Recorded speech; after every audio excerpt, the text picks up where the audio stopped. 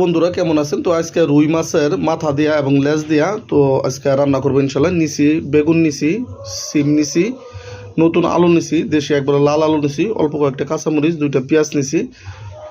এখন আমরা এই যে আলু, বেগুন, সিম এগুলো সব ইনশাল্লাহ কেটে নেবো। কাটতেছি ইনশাল্লাহ। দেখেন সবজি ইনশাল্লাহ ভালোভাবে ইনশাল্লাহ কেটে নিছি। মাছ ধুয়ে নিছি, কাঁচামরিচ, পেঁয়াজ ইনশাল্লাহ সুন্দরভাবে কেটে নিয়েছি। এই যে মশলা একবারে রেডি করা, একবারে রাঁধুনি মশলা সব কিছু রেডি করা আছে। পরিমাণ মতো তেল নিয়ে নিলাম, এরপর জিরা দিলাম। জিরা দিলে তরকারির স্বাদটা একটু বেশি হয়, গ্রানটা একটু ভালো আসে।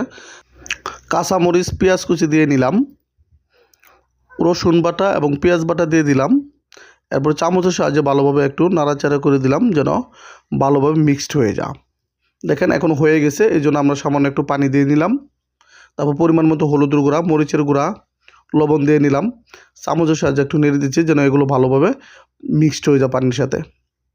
দেখেন মশলা কষানো হয়ে গেছে, এখন মাছ দিয়ে নিলাম। চামচের সাহায্যে ভালোভাবে নেড়ে দিচ্ছি যেন সবগুলো মশলা মাছের বিভিন্ন অংশে সঠিকভাবে পৌঁছে যায়। পরিমাণ মতো ঝোল দিয়ে নিলাম। মাছগুলো যেন কষানো হয় সঠিকভাবে, এই জন্য একটু পানি দিয়ে নিচ্ছি। কষানো হয়ে গেছে, এখন আমরা নামিয়ে নেব ইনশাল্লাহ।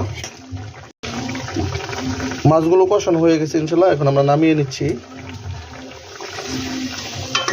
অর্থাৎ তুলে নিচ্ছি আর কি। মাছগুলো কষানো হয়ে গেছে, এখন আমরা মাছগুলো তুলে নিচ্ছি। এখন সবজিগুলো দিয়ে নিচ্ছি। সবজিগুলো দিয়ে নিলাম, চামচ দিয়ে ভালোভাবে সবজিগুলো নেড়ে চেড়ে দিলাম। এখন সবজিগুলো কষানো পর্যন্ত অপেক্ষা করব। ঢাকনা দিয়ে ডাইকে দিলাম। তো সবজিগুলো কষানো হয়ে গেছে, এখন মাছ দিয়ে দিচ্ছি। পরিমাণ মতো পানি দিয়ে ঝোল করে দিচ্ছি। তো দেখেন তরকারি কি সুন্দর কালার আছে, তরকারি হয়ে গেছে ইনশাল্লাহ। ওয়াও, সেই স্বাদ, এটাই বাস্তব।